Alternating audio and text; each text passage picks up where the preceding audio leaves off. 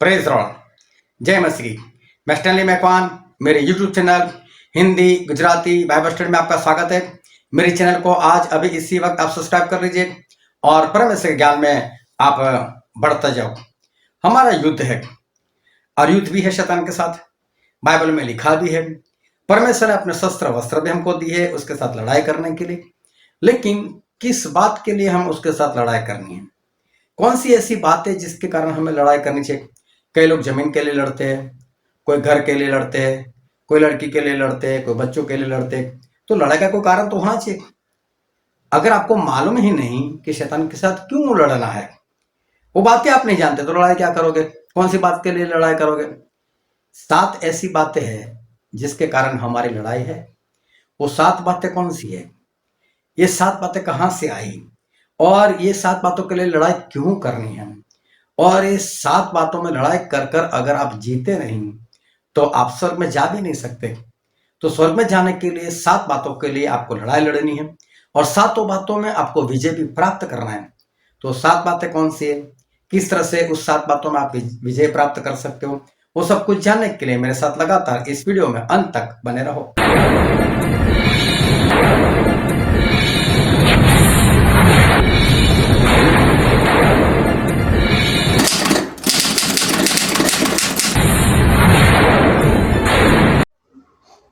सात बातें हैं जिसमें आपको जीतना होगा और 7 बातें ऐसी हैं जिसमें शैतान आपको जीतने नहीं देगा। किसी भी हालत से वो चाहेगा कि आप ना जीतो, और अगर आप नहीं जीते तो स्वर्ग आपके हाथों से चला जाएगा। 7 बातें ऐसी है जो दिखने में बहुत ही साधारण सी है, उस पर विजय पाना बहुत ही आसान है। लेकिन अफसोस की बात यह है कि सारे विश्वासी लोग वो उसमें ख़त्म हो रहे, नाश हो रहे, लेकिन उसके ऊपर विजय प्राप्त नहीं कर पा रहे। सही में आसान है, लेकिन वो 7 बातें कौन कौन सी है और किस बातों में आप हार रहे हो? तो सबसे पहली बात मैं आपको बताना चाहता हूँ, जो है प्रकाशित वाक्य में, और प्रकाशित वाक्य उसका अध्याय 2 और मैं पहले वचन से 5 वचन तक पढ़ना चाहता हूँ। इफिसुस की कलीसिया के दूत को यह लिख कि जो 7 तारों अपने दाहिने हाथ में लिए हुए हैं और सोने की 7 दीवटों के बीच में फिरता है, वह यह कहता है कि मैं तेरे काम और परिश्रम और तेरा धीरज जानता हूँ, और यह भी कि तू बुरे लोगों को तो देख नहीं सकता, और जो अपने आप को प्रेरित कहते हैं और है नहीं, उन्हें तूने परख कर झूठा पाया, और तू धीरज धरता है और मेरे नाम के लिए दुख उठाते उठाते थका नहीं।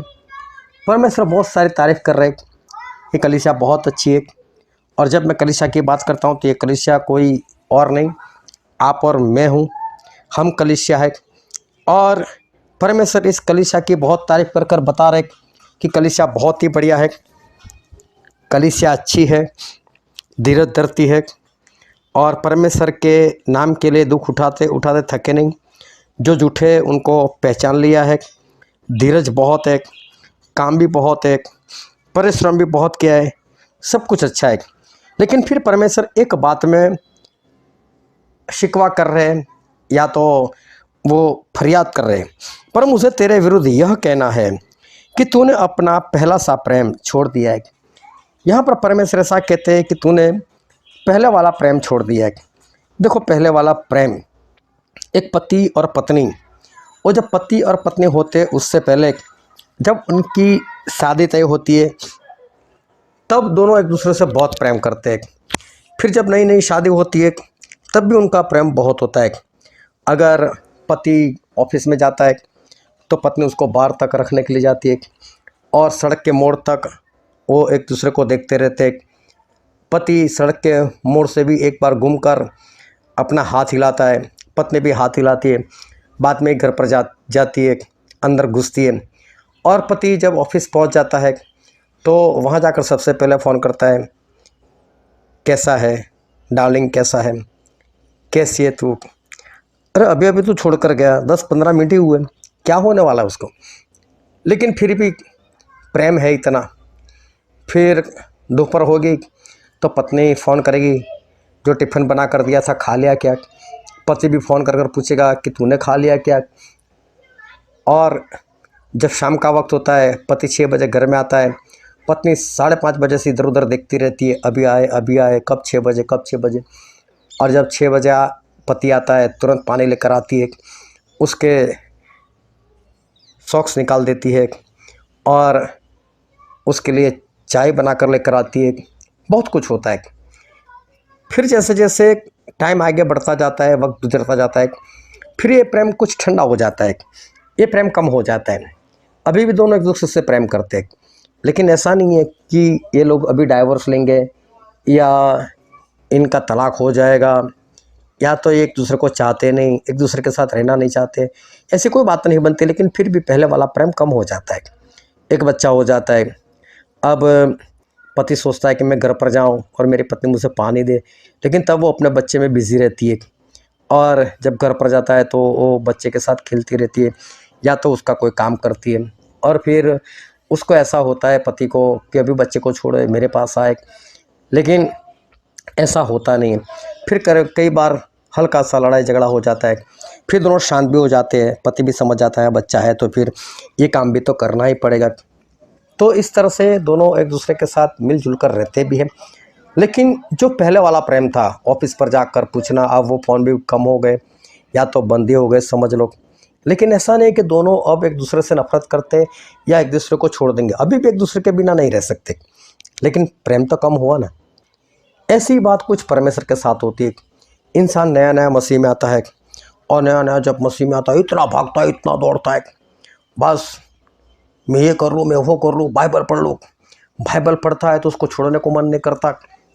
और अगर उसको पेशाब भी जाना होता तो उसको ऐसा लगता है कहाँ पेशाब लग गई, बाइबल पढ़ना है मुझे।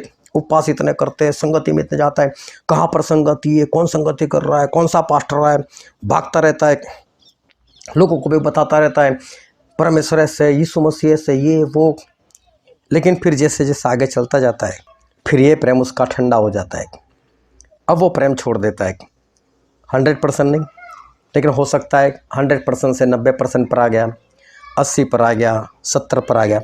अभी भी वो परमेश्वर के बिना जिंदा नहीं रहेगा। अभी भी उसको प्रार्थना चाहिए, अभी भी बाइबल चाहिए, अभी भी संगति, अभी भी प्रभु, सब कुछ चाहिए, लेकिन पहले जैसा नहीं। पहले जो भूख थी, पहले जो प्यास थी, अब भी बाइबल पढ़ता है, लेकिन पहले बाइबल छोड़ने को मन नहीं होता था, अब ऐसा नहीं है। अब वक्त मिलता है तब बैठता है, अभी भी संगति में जाता है, कभी कभी संगति छोड़ भी देता है, कभी कभी प्रभु छोड़ भी देता है, लेकिन अभी भी परमेश्वर में है, अभी भी मेहनत करता है, अभी भी लोगों को सुसमाचार सब कुछ है। लेकिन परमेश्वर बोलते हैं भाई साहब, वो पहले वाला प्रेम कहाँ गया? वो पहले वाला प्रेम मुझे चाहिए।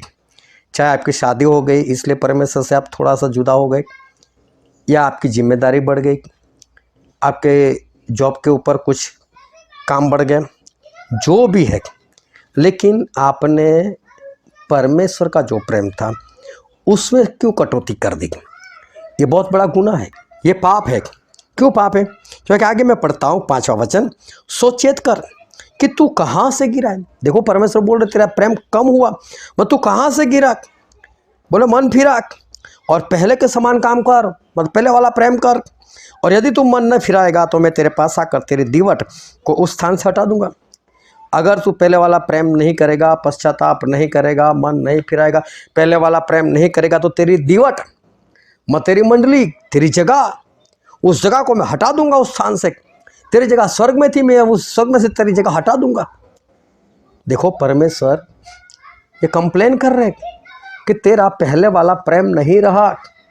अभी मैं जो बात करना जा रहा हूँ कि इस बात में शैतान आपको नहीं जीतने देगा। अब ये सुनकर आपको ऐसा होगा नहीं अभी मैं वापस पहले जैसा प्रेम करूँगा, लेकिन शैतान आएगा और आपको पहले वाला प्रेम नहीं करने देगा।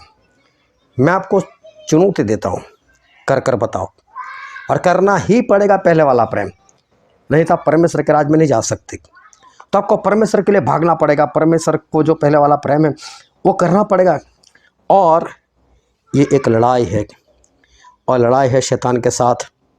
और परमेश्वर ऐसा कहते हैं, मैं आगे पढ़ता हूँ उसका 7वां वचन, जिसके कान हो वह सुन ले कि आत्मा कलीसियाओं से क्या कहता है। जो जय पाए, जय कौन पाएगा? जो लड़ाई करेगा।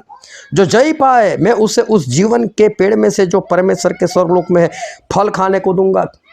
जो जय पाए मतलब पहले वाला प्रेम करना है तो शैतान नहीं करने देगा।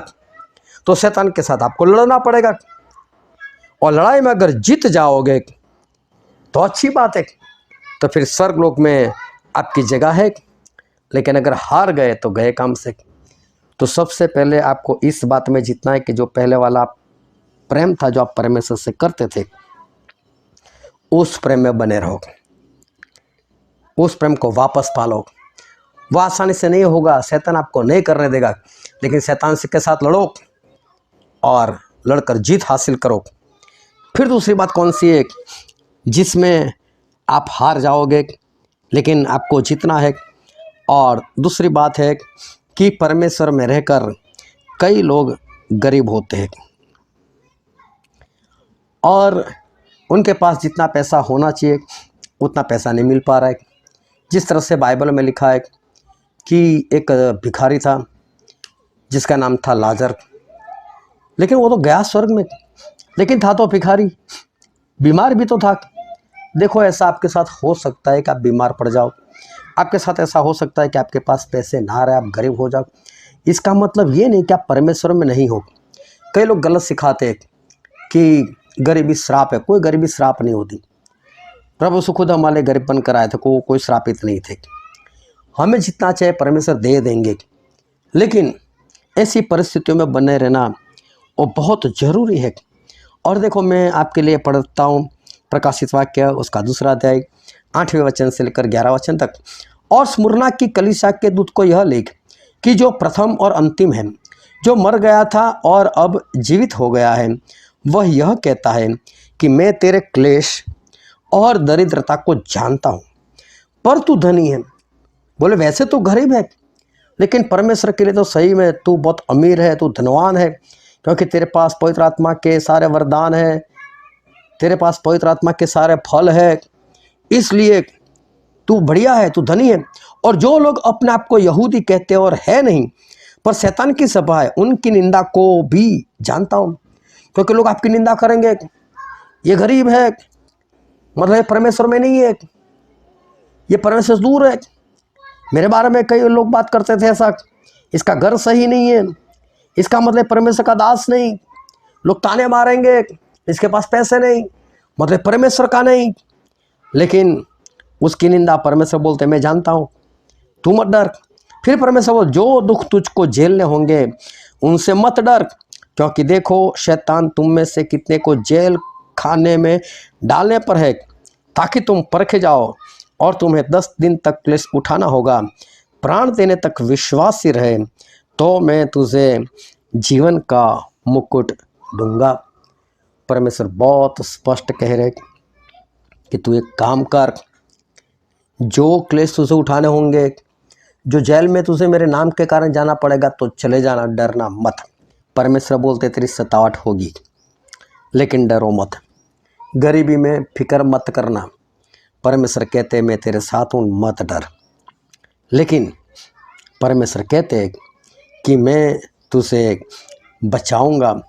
और फिर आगे लिखा है उसका 11वां वचन, जिसके कान हो वह सुन ले कि आत्मा कलीसियाओं से क्या कहता है। जो जय पाए उसको दूसरी मृत्यु से हानि न पहुंचेगी। देखो, इसमें बने रहना बहुत जरूरी है। मैंने ऐसे कई पास्टर सेवकों को देखा है कि जिनके पास पैसे नहीं होते, बाद में वो थक जाते हैं परमेश्वर में चलते चलते, फिर वो लोगों के साथ धोखा करना शुरू कर देते हैं पैसों के लिए। फिर पैसे मांग लेते, ये काम है वो काम है, उधार ले लेते, फिर वापस नहीं करते, ऐसा वैसा सब कुछ करने लग जाते। कोई तनख्वाह लेकर काम करना शुरू कर देता है। लेकिन परमेश्वर ऐसा बोलते, हार मत जाना। देखो, शैतान नहीं चाहेगा कि आप गरीबी में भी परमेश्वर के साथ बने रहो, इसलिए वो आपको बनाए रखना नहीं चाहेगा। वो ऐसा चाहेगा कि मैं इसको गिरा दूं ताकि पैसों के लिए कुछ गलती कर दे। लेकिन ये एक लड़ाई है, इसलिए परमेश्वर क्या बोलते हैं, आत्मा कलीसियाओं से क्या कहता है, जो जय पाए। ये लड़ाई है, चाहे गरीब हो कोई बात नहीं, बने रहो परमेश्वर में, लड़ते रहो परमेश्वर में उस शैतान के साथ, और जय पाओ। जय पाना बहुत जरूरी है। तो दूसरी बात यह है कि गरीबी में और सतावट में परमेश्वर के साथ बने रहना है। अब देखो तीसरी बात कौन सी है, जिसमें आपको जय पाना है। और मैं आगे पढ़कर बताता हूँ। प्रकाशित वाक्य उसका 2 अध्याय 12, 13 और 14 वचन। और पिरगमुन की कलीसिया के दूत को यह लिख कि जिसके पास 2 धारी और चोखी तलवार है, वह यह कहता है कि मैं यह तो जानता हूँ कि तू वहाँ रहता है जहाँ शैतान का सिंहासन है, और मेरे नाम पर स्थिर रहता है, और मुझ पर विश्वास करने से उन दिनों में भी पीछे नहीं हटा जिनमें मेरा विश्वास योग्य साक्षी अंतिपास तुम में उस स्थान पर घात किया गया जहाँ शैतान रहता है। पर मुझे तेरे विरुद्ध कुछ बातें कहनी। बोले तू बहुत बढ़िया है, जब तेरे वहाँ अंतिपास उसको जब मार दिया गया तब भी तू परमेश्वर में बना रहा, तू परमेश्वर से अलग नहीं हुआ, बहुत अच्छी बात है।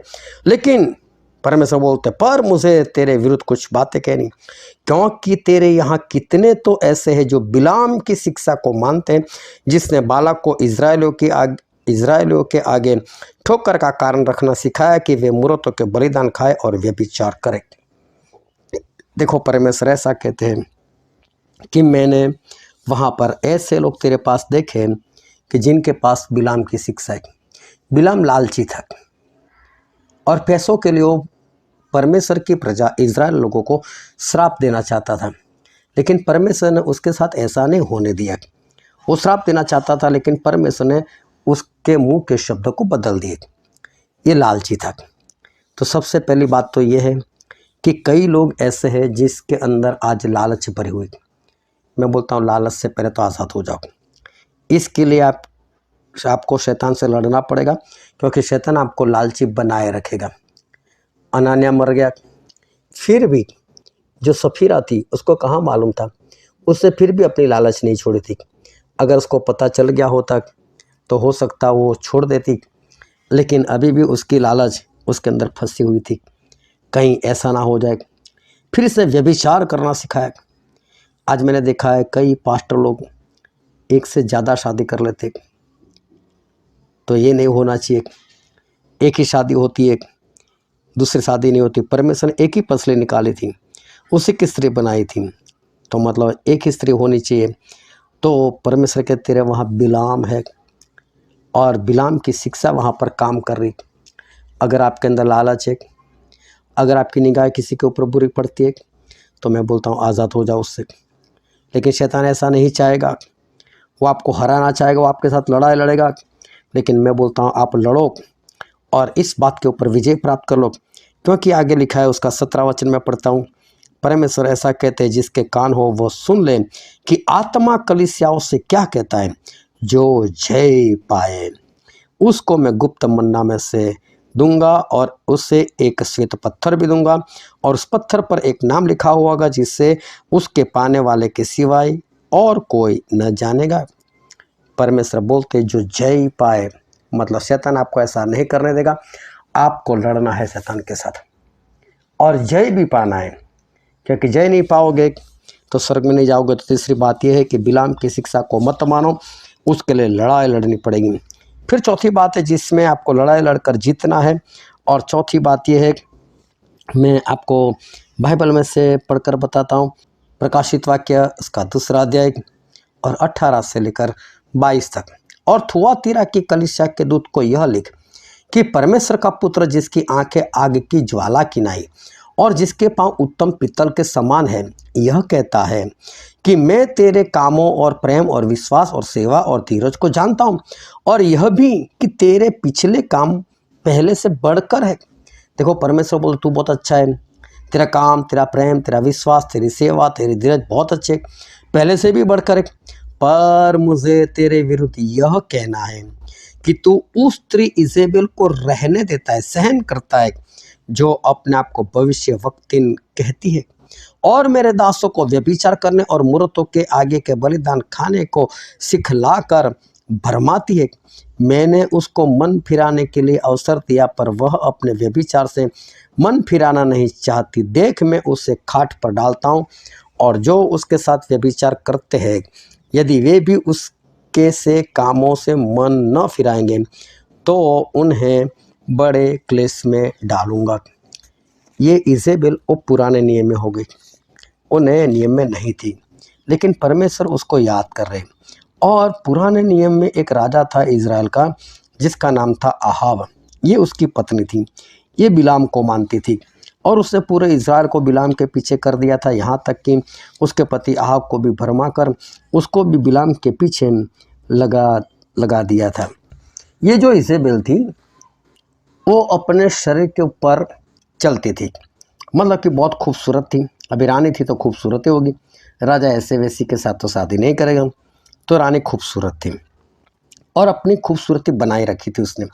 और वो बहुत सारा मेकअप वगैरह वो किया करती थी। अब आहब मर गया था। अभी ज़्यादातर लोग क्या सोचते हैं कि पत्नी जो होती है ना अपने पति के लिए सजती संवरती है, लेकिन ऐसा नहीं है। पिछले वर्षों में, बीते वर्षों में जब कोरोना आया था, तो कोरोना आया था ना, तो याद करना क्या कोरोना में आपकी पत्नी सज धज कर आपके सामने कमरे में बैठी रहती थी या घर में बैठ रही थी। जब लॉकडाउन लग गया था, जब बाहर नहीं निकलना होता था, तब क्या आपकी पत्नी सज धज कर संवर कर आपके सामने बैठती थी? अगर पत्नी पति के लिए सजती संवरती है तो कोरोना में, लॉकडाउन में क्यों आपके सामने सजती संवरती नहीं थी? इसका मतलब वो दूसरे को दिखाती है। वो आपको, आपके लिए नहीं, आप जो पति हो ना, आप ऐसा समझते हो कि आपकी पत्नी आपके लिए तैयार होती है, तो ये झूठ है। वो बाहर लोगों को आकर्षित करने के लिए वो सजती संवरती है। अगर आपको आकर्षित करने के लिए सजती संवरती होती तो कोरोना में भी वो सजती संवरती रहती, लेकिन ये बात झूठ है। वो तो हाँ, चाहे उसमें व्यभिचार हो या ना हो, लेकिन उसके कारण लोग तो व्यभिचार करते हैं ना, लोग तो व्यभिचार में पड़ते हैं ना, जब उसकी खूबसूरती कोई और देखता है तो। हाँ, तो वो ठोकर का कारण तो है ही। तो ये बात गलत है कि वो पति के लिए सस्ती संवरती। अभी ये आहाब भी मर गया था और ये तो विधवा हो चुकी थी और फिर भी सस्ती संवरती थी। तो मैं बोलता हूँ चलो किसके लिए ये सजती संवरती थी। अभी मैं एक वचन पढ़ता हूँ, दूसरा राजा उसका 9वां अध्याय और 30 वचन से मैं पढ़ता हूँ। जब यहू इज़राइल को आया तब इजेबेल यह सुन अपनी आंखों में सुरमा लगा अपना सिर संवार कर खिड़की में से झांकने लगी। अब उसका पति तो कब से मर गया था, ये किसके लिए सज रही थी, संवर रही थी। ये सजना संवरना बहुत बड़ा पाप है। क्यों पाप है? परमेश्वर ने मूसा को ऐसा बोला था कि मूसा, इज़राइल लोगों को मिस्र देश से आज़ाद कर, और जिस दिन मिस्र देश से इज़राइल के लोग आज़ाद होंगे उस वक्त उनको बोलना कि अपने पड़ोसी के पास से सोने के गहने मांग ले और वो उनको गहने दे देंगे। और मांगना और खुद पहनना, अपने बेटों को पहनाना, अपनी बेटियों को भी पहनाना, बहुओं को भी पहनाना, ऐसा परमेश्वर ने बोला था। परमेश्वर ने मना नहीं किया था कि गहने मत पहनो, परमेश्वर ने तो बोला था कि गहने पहनो। अभी उसके बाद क्या हुआ कि ऐसा ही हुआ लोगों के साथ, और लोग गहने पहन लेकर निकले। सभी ने गहने पहने भी सही, गहने पहनना कोई पाप नहीं था। लेकिन जब परमेश्वर मूसा से मिलने के लिए आए और मूसा परमेश्वर के पास चले गए, और जब वहाँ पर पहाड़ पर मूसा थे, 40 दिन बीत चुके थे, तो लोगों ने हारून से कहा कि हारून हमारे लिए देवता बना, क्योंकि मूसा का क्या हुआ हम नहीं जानते, तो हमारे लिए देवता बना। तो मूसा हारून ने क्या बोला कि आपने जो भी गहने पहने ना वो मुझे दे दो, वो मुझे उतार कर दे दो, ताकि मैं आपको देवता बना कर दूं। और लोगों ने गहने उतार कर दिए। वो सोना ढाल कर उसने एक बछड़ा बना लिया और वो बोले देखो तुम्हें जो मिस्र देश से आज़ाद कर कर लाया है वो तुम्हारा देवता ये है, यहोवा ये है, ऐसा उसने बोला। फिर लोग वहाँ पर बलिदान देने लगे और उस बछड़े के चारों ओर नाचने लगे, मतलब कि उन्होंने वहाँ पर सरेआम व्यभिचार किया। जब ये बात हुई तो परमेश्वर बहुत क्रोधायमान हो गए, और परमेश्वर ने क्रोधायमान होकर एक बात बताई, और मैं पढ़ता हूँ निर्गमन का पुस्तक उसका 33वां अध्याय और पहले ही वचन से मैं पढ़ता हूँ। फिर यहोवा ने मूसा से कहा, तू उन लोगों को जिन्हें मिस्र देश से छुड़ा लाया है संग लेकर उस देश को जा, जिसके विषय में मैंने इब्राहिम, इसहाक और याकूब से शपथ खाकर कहा था कि मैं तुम्हारे वंश को दूंगा। और मैं तेरे आगे आगे एक दूत को भेजूंगा और कनानी, एमोरी, हित्ती, परिसी, हिव्वी और यबूसी लोगों को बरबस निकालूंगा।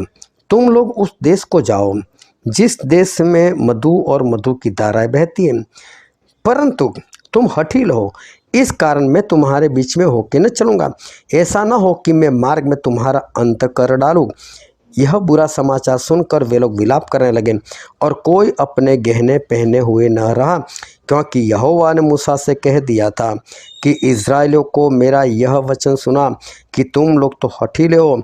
जो मैं पल भर के लिए तुम्हारे बीच होकर चलूं तो तुम्हारा अंत कर डालूंगा। इसलिए अब अपने अपने गहने अपने अंगों से उतार दो कि मैं जानूं कि तुम्हारे साथ क्या करना चाहिए। तब इस्राएली होरे पर्वत से लेकर आगे को अपने गहने उतारे रहे। गहनों के कारण पाप आए तो परमेश्वर ने मना कर दिया, अब मत पहनना। अब अगर पहनोगे तो मैं तुम्हें ख़त्म कर दूंगा, मैं तुम्हारा नाश कर दूंगा। देखो ये परमेश्वर की ओर से आज्ञा है कि नहीं। अभी लोग क्या करते हैं, वो अब्राहम की बात करते हैं। अरे अब्राहम की बात पहले थी, उसके नौकर ने जाकर उस रिबेका को गहने पहनाए तो लोग उसकी बात कर रहे।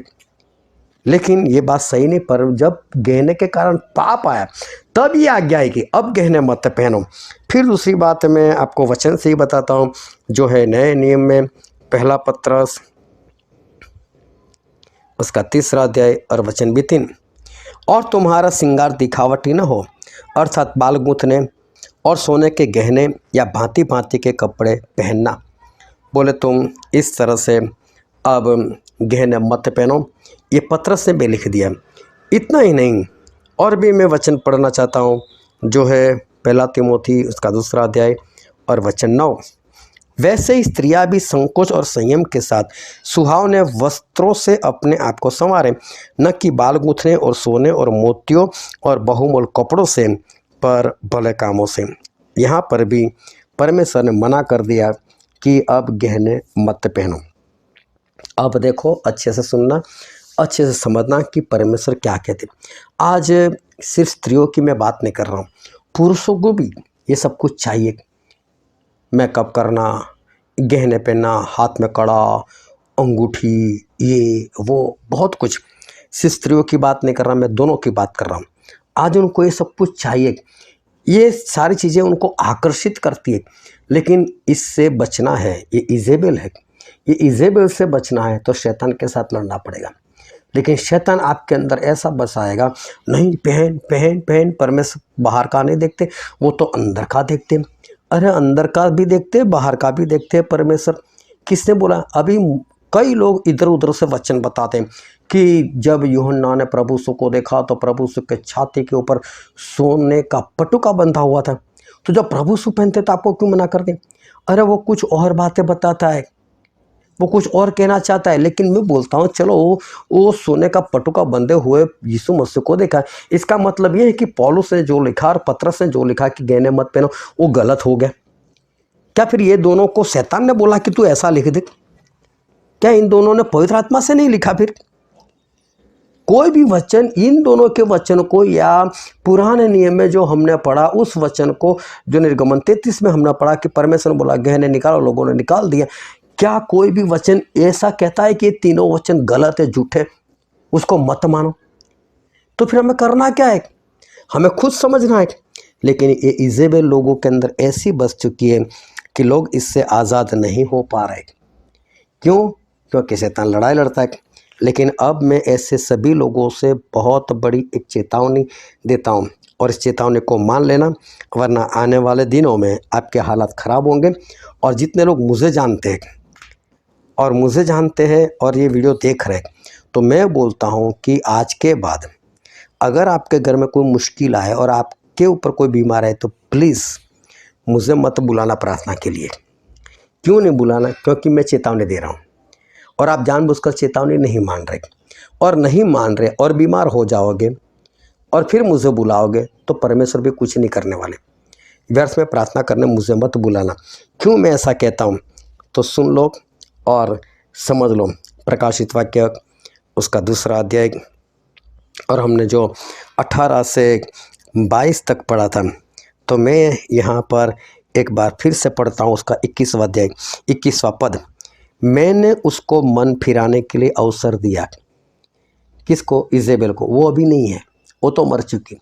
मतलब इजेबेल जैसे जो काम करते हैं, सचते संवरते, परमेश्वर आज उनको मन फिराने के लिए अवसर दे रहे। पर वह अपने व्यभिचार से मन फिराना नहीं चाहती। परमेश्वर को नहीं मानना, उसको व्यभिचार कहते। अब परमेश्वर के देख, मैं उसे खाट पर डालता हूँ। खाट पर डालना मतलब मैं बीमार करता हूँ उसको। और अब बड़ी बीमारी ऐसे लोगों के ऊपर आने वाली है, बहुत बड़ी बीमारी ऐसे लोगों पर आने वाली है। और ये चेतावनी सुनकर भी अगर नहीं मानोगे, फिर मुझे परेशान करने से क्या फ़ायदा, क्योंकि आपने नहीं माना। फिर मैं भी आकर प्रार्थना करूंगा, परमेश्वर कौन से सुनने वाले, क्योंकि आपने जानबूझकर नहीं मानी आज्ञा। तो बचना है तो अभी मान लेना। फिर आगे लिखा है, और मैं उसके बच्चे को मार डालूंगा। देखो, सिर्फ आपके ऊपर परमेश्वर का दंड नहीं आएगा, आपका बच्चा मर सकता है, आपका बच्चा पागल हो सकता है, ऐसा कुछ भी आपके साथ हो जाएगा। क्योंकि लिखा है, और तब सब कलीसियाएं जान लेगी कि हृदय और मन का परखने वाला मैं ही हूँ, और मैं तुम में से हर एक को उसके कामों के अनुसार बदला दूंगा। बचना है तो ये आखिरी चेतावनी है, मान लो। फिर परमेश्वर बोलते हैं, उसका 26वां वचन, जो जय पाए, क्योंकि शैतान आपको इससे आज़ाद नहीं होने देगा। वो तो आपको सोने के प्रति, गहने के प्रति, मेकअप के प्रति, चाहे पुरुष हो चाहे स्त्री हो, वो तो आपको आकर्षित करेगा ही करेगा। उसके साथ लड़ना है, लड़ना पड़ेगा, लड़कर विजय हासिल करने पड़ेगा। नहीं जय पाओगे तो गए काम से, लेकिन जय पा लिया तो बच जाओगे। तो चौथा काम ये है जिसके ऊपर आपको विजय प्राप्त करना है। फिर मैं बाइबल, पांचवी बात कौन सी जिस पर आपको विजय पाना, और ये बहुत ही भयानक सी बात है। और प्रकाशित वाक्य उसका 3 अध्याय 1 और 2 वचन, और सरतीस की कलीसिया के दूत को लिख कि जिसके पास परमेश्वर की 7 आत्माएं और 7 तारे हैं, यह कहता है कि मैं तेरे कामों को जानता हूँ कि तू जीवता तो कहलाता है पर है मरा हुआ। तू जीवता कहलाता है पर है मरा हुआ, तू जिंदा कहलाता है लेकिन है मरा हुआ। इसका मतलब दिखावा है, डेड बॉडी, लेकिन ऐसा रखी है उस वेंटिलेटर के ऊपर कि जैसे उसकी धड़कन चल रही, वो तो मशीन चला रही, और लोगों को ऐसा लगता है इंसान जिंदा है, ऐसा हो रहा है। लेकिन यहाँ पर जिंदा होना क्या और मरना मतलब क्या। परमेश्वर ने मिट्टी का पुतला बनाया, उसके अंदर अपनी सांस फूंक दी, उसको अपना आत्मा दिया, पवित्र आत्मा दिया, और आदम जिंदा हो गया। आदम जीवित मनुष्य हो गया। अभी भी जिंदा था लेकिन उससे फल खा लिया, जो फल खाने की परमेश्वर ने मना की थी। और परमेश्वर ने उसको बोला कि तू मिट्टी है और वापस मिट्टी में मिल जाएगा, क्योंकि पवित्र आत्मा चले गए थे। जब पवित्र आत्मा चले गए तो परमेश्वर ने ऐसा नहीं बोला आदम जिंदा है तू मिट्टी है, ऐसा बोला। इसका मतलब पवित्र आत्मा नहीं होना, मुर्दा होना। और इफिसी 2:1 में लिखा है, जब आप पापों में मरे हुए थे तब परमेश्वर ने जिंदा किया, मतलब पापों की क्षमा देकर आपको पवित्र आत्मा दिया, आप जिंदा हो गए। लेकिन ये तो प्रकाशित वाक्य आखिरी वक्त की बात है। तू जिंदा तो कहलाता है, मतलब तू ये इससे ऐसा दिखावा करता है कि मैं तो पवित्र आत्मा से भरा हुआ हूँ, हाथ उठाना, हालेलुया करना, लेकिन आपके अंदर ऐसी कोई बात नहीं है। और परमेश्वर कहते हैं ये दिखावा मुझे पसंद नहीं। दूसरा वचन में पढ़ता हूँ, जागरूक रहे और उन वस्तुओं को जो बाकी रह गई है और जो मिटने की थी उन्हें दृढ़ कर, क्योंकि मैंने तेरे किसी काम को अपने परमेश्वर के निकट पूरा होता हुआ नहीं पाया। सही में परमेश्वर ऐसा कहना चाहते हैं, तेरे अंदर पवित्र आत्मा नहीं रहे, फिर भी तू ऐसा दिखावा करता है मैं जिंदा हूँ, मैं पवित्र आत्मा से भरा हुआ हूँ। अगर भरा हुआ है तो आत्मा जीत कर बता। जो लोग नरक में जा रहे हैं उनको पकड़, उनको बचा। यह आत्मा जीतने का काम मैंने आज तक तेरे जीवन में पूरा होता हुआ नहीं देखा। तू आत्मा नहीं जीत पाया क्योंकि तू है मुर्दा। अगर आज तक आपने एक भी आत्मा नहीं जीता, इसका मतलब आप भी मुर्दा हो। आप में पवित्र आत्मा नहीं है, पवित्र आत्मा पाओ। ये दिखाओ मत करो कि मैं पवित्र आत्मा से भरा हूं, आत्मा जीतो, इस काम को पूरा करो। लेकिन शैतान नहीं करने देगा, वो चाहता ही नहीं कि आप इस काम को पूरा करो। इसके लिए आपकी लड़ाई होगी। और इसीलिए तो परमेश्वर कहता है, अगर आगे मैं 5वां वचन पढ़ता हूँ, जो जय पाए उसे इसी प्रकार श्वेत वस्त्र पहनाया जाएगा, और मैं उसका नाम जीवन पुस्तक में से किसी रीति से न काटूंगा, पर उसका नाम अपने पिता और उसके स्वर्गदूतों के सामने मान लूंगा। परमेश्वर बोलते हैं जो जय पाए। ये लड़ाई है, शैतान आपको जीतने नहीं देगा, वो आपको दिखावा ही करने देगा। हाँ भाई, तू दिखावा करता रहा, लोगों को बताता रहे कि मैं पवित्र आत्मा से भरा हूँ, लेकिन तेरे अंदर पवित्र आत्मा नहीं है, कोई बात नहीं। लेकिन मैं बोलता हूँ लड़ना पड़ेगा। पवित्र आत्मा को पालो, मेहनत करो वापस। और ना पता चलता है तो अपने पास्टर से मिलो, अपने सेवक से मिलो कि मैं किस तरह से पवित्र आत्मा से भर जाऊँ, और फिर आप बच जाओ, जीतो, ताकि आप स्वर्ग में जा पाओ। और छठी बात है जिसमें आपको जीतना है, और शैतान नहीं चाहेगा कि आप जीतो।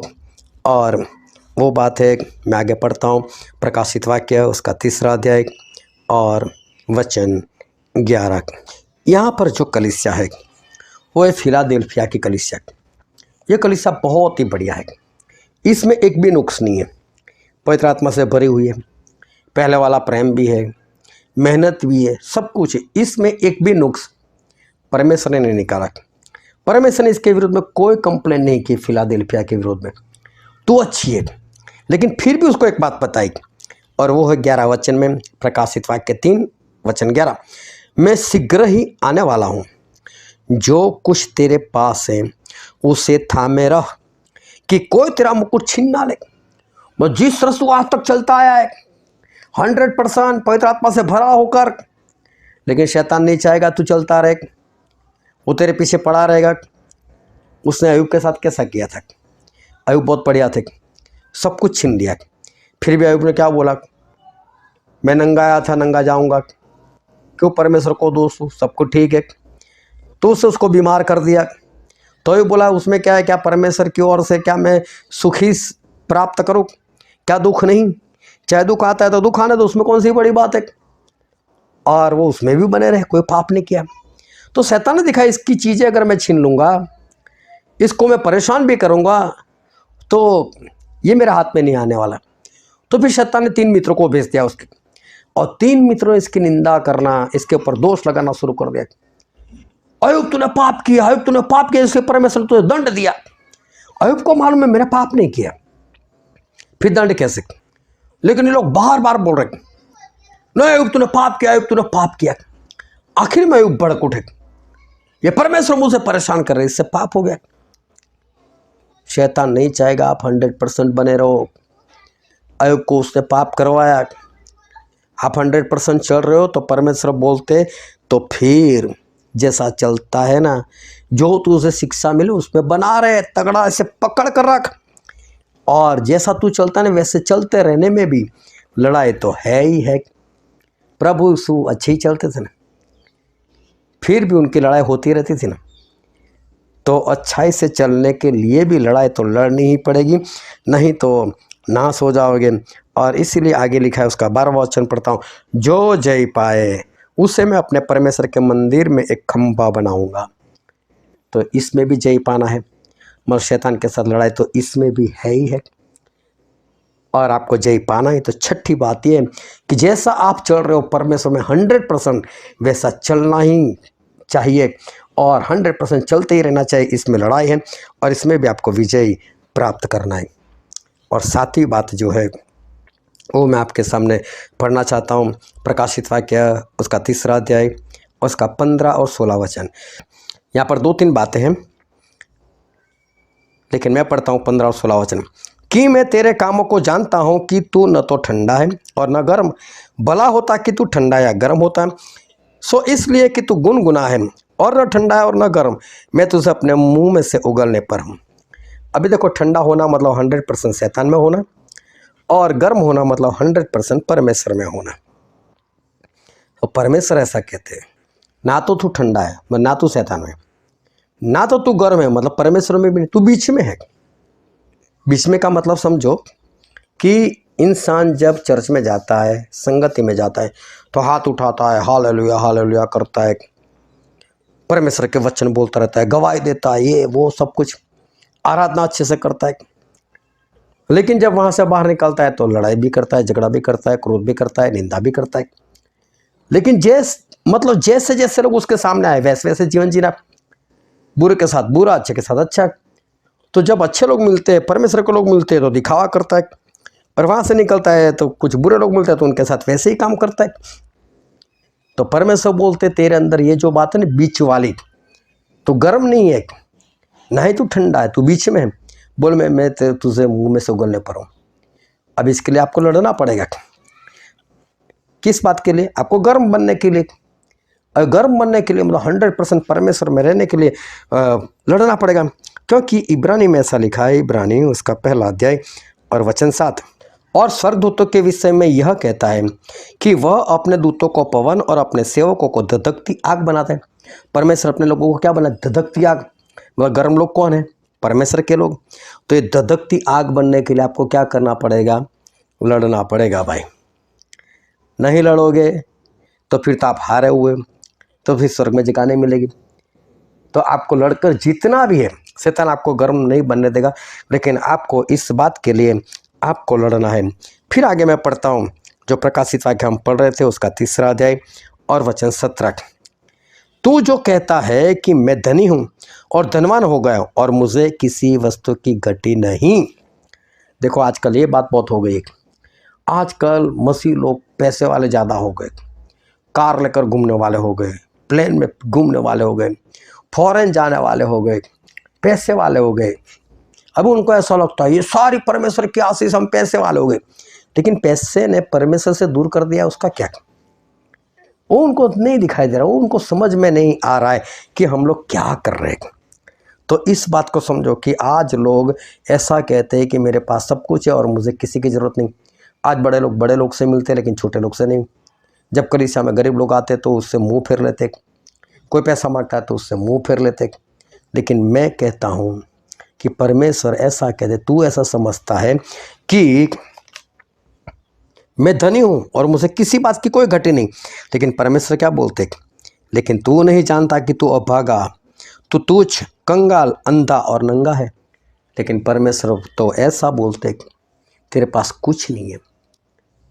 और इसलिए परमेश्वर क्या चाहते कि तू कंगाल ना रहे, अंधा ना रहे, लेकिन सच में धनवान हो जाए। इसलिए परमेश्वर क्या बोलते हैं, आगे मैं पढ़ता हूँ। इसीलिए मैं तुझे सलाह देता हूँ कि आग से ताया हुआ सोना मुझसे मोल ले ले, मतलब वचन मेरे पास से ले ले कि तू धनी हो जाए। और श्वेत वस्त्र मतलब आज्ञाकारी ले ले कि पहनकर अपने नंगेपन के लज्जा ना हो। और अपने आँखों में लगाने के लिए सुरमा ले कि तू देखने लगे। सुरमा मतलब पवित्र आत्मा, ताकि तुझे सब कुछ दिखे।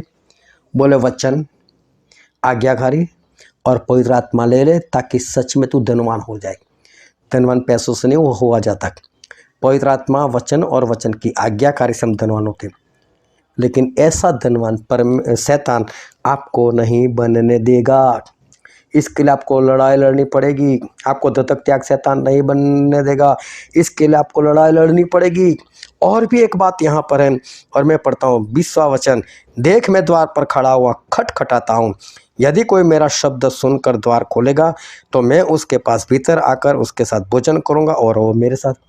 प्रभु से बोलते मैं दरवाजे पर आकर खड़काता हूँ। ये कौन सा दरवाज़ा है? ये आपके दिल का दरवाज़ा है। दिल के अंदर है, परमेश्वर है नहीं। और इसे दिल का दरवाज़ा खुला करो, परमेश्वर को अंदर आने दो।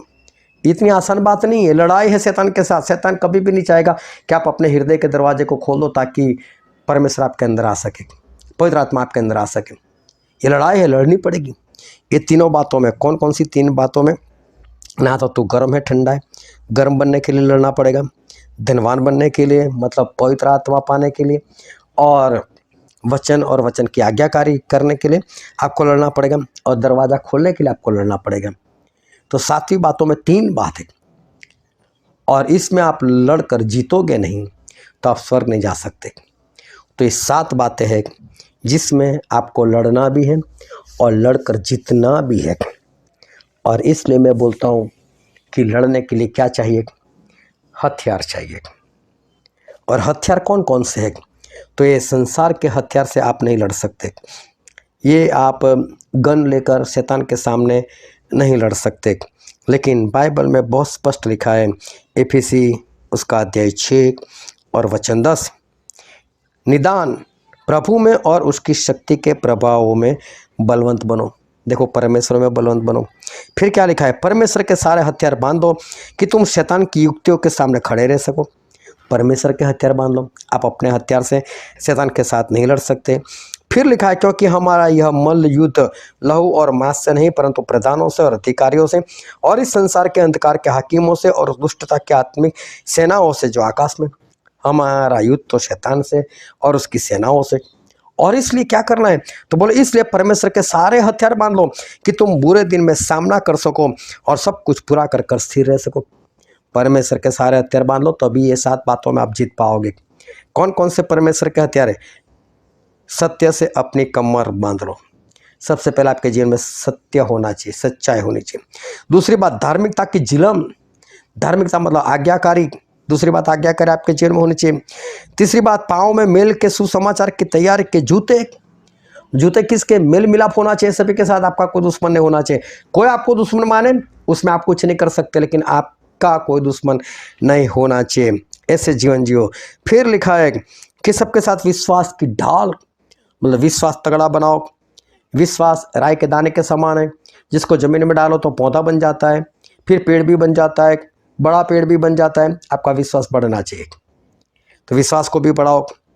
फिर लिखा है उद्धार का टोप, मतलब आपके पास छुटकारा होना चाहिए। आप किसी के बंधन में नहीं होने चाहिए, शैतान के। उद्धार का टोप आपके सर पर होना चाहिए। और आत्मा की तलवार जो परमेश्वर का वचन है, कब इस्तेमाल करना है, कहाँ पर इस्तेमाल करना है, किस तरह से इस्तेमाल करना है, वो आपको पता होना चाहिए। तो ये सारे हथियार बांध लो, पहन लो, ताकि ये लड़ाई लड़ सको और जीत भी सको और विजय प्राप्त कर सको। अगर ऐसा नहीं हुआ, हार गए, तो फिर गए काम से। आखिरी वक्त है, इसमें जीतना ही जीतना है। जीत लो। परमेश्वर आपको आशीष दे। आमीन।